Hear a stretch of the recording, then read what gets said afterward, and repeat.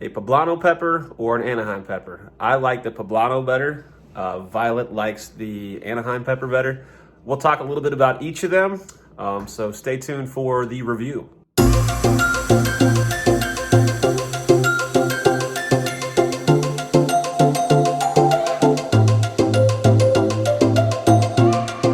Which pepper is better, the Anaheim pepper or the poblano pepper?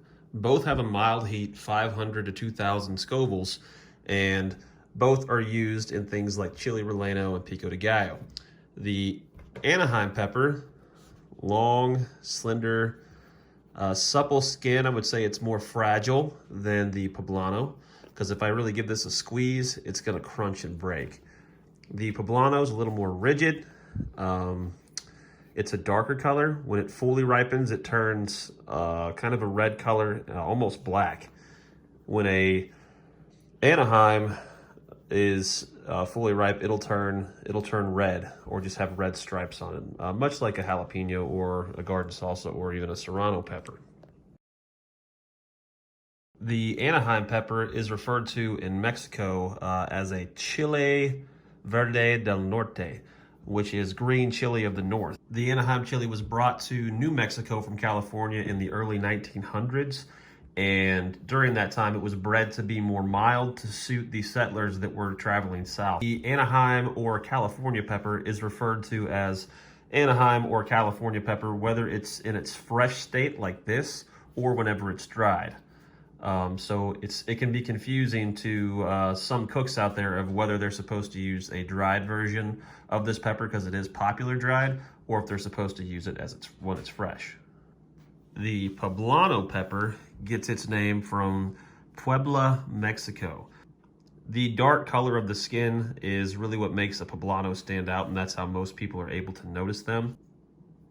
Even though they're said to taste similar to an Anaheim, the poblano is usually, at least to me, seems hotter in most cases than an Anaheim. I would say this is more sweet, and the poblano packs just a little bit more heat, but still less than what you'd get from a jalapeno. When a poblano is dried, it's known as the ancho chili. Both the Anaheim and the poblano make great salsa peppers. But which one tastes better fresh? Well, today we're going to find out. First, let's start with the Anaheim.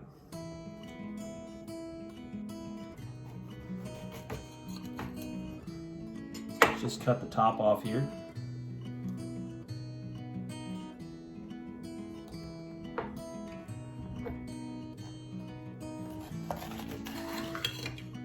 And at first, I just want to see what the flesh of the Anaheim tastes like. So I'm going to clear out these seeds. And this pepper isn't fully ripe because it hasn't changed colors yet. So I'm not going to attempt to keep these seeds. However, if you do save a pepper from the store or from the farmer's market and you really enjoy it and you'd like to save it and keep it in your garden, if it's something that changes into like a yellow or an orange or a purple or a red, that means it's fully ripened and you can keep that.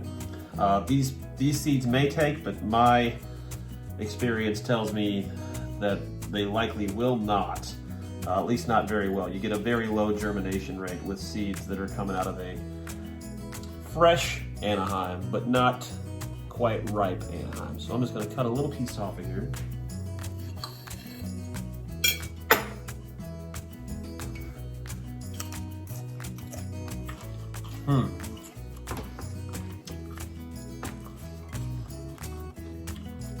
You instantly get some of that bell sweetness with the bell crunch. And just a tiny, tiny little bit of heat, just a smidgen. It's very pleasant. It makes you want to eat more. I'll try another piece here.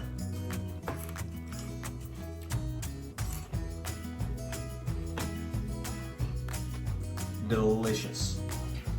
Would make a good stuffing pepper. Would be great added into an omelet. Really just about anything, because the heat isn't overbearing. It's just enough heat to where you know that it's there. Almost like eating a red hot piece of cinnamon. Let's try the poblano.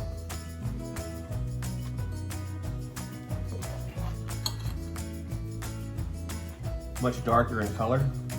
The seeds are all kind of stuck up there in a little community at the top of the pepper.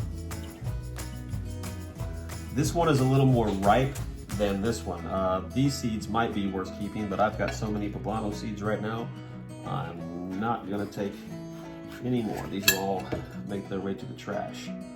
Nice, beautiful, dark skin. This is a little wrinkly here. It's the texture of that I'm not a super big fan of, but this other side is a little more glossy, so we're gonna go with the better side of the pepper here. All right, Poblano.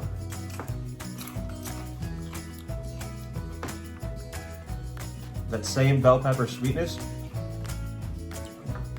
It's got the crunch. It's a little less chewy. It tastes less like it's got less skin on it. It has an earthiness to it.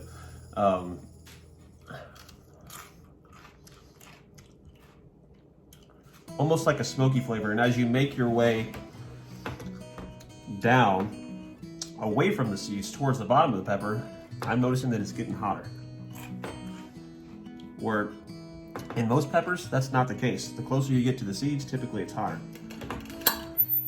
Let's try another piece here. We'll start at the top.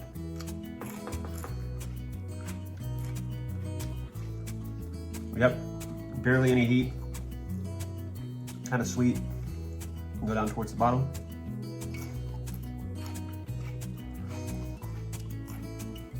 Definitely more heat there, but the earthiness to it, the smokiness, definitely a full flavored pepper,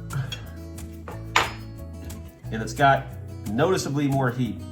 For people who don't like hot stuff, it's probably right at that level where you'd say that it's a hot pepper, that maybe it might want you to take a drink of milk. But for me, it's a pleasant heat. It's like putting some red pepper on your pizza, maybe a heavy dose of red pepper on your pizza. But it's really good. If I had to pick my favorite, I'm going with the Poblano, although the Anaheim is absolutely delicious. I can see us using both of these in our salsas this year. So if you haven't had a chance to visit a local farmer's market and purchase some homegrown local peppers, we have Anaheims and Poblanos in our garden here at the Rolla Downtown Farmers Market in Rolla, Missouri. And you might just be able to pop into your local grocery store and find them. Right now it's February. I got these from Price Chopper. So they're not gonna be as good as something you get from a farmer's market, but I really enjoyed them. My uncle gave me a couple of these this past summer and I loved them. So go check them out, the Poblano pepper and the Anaheim.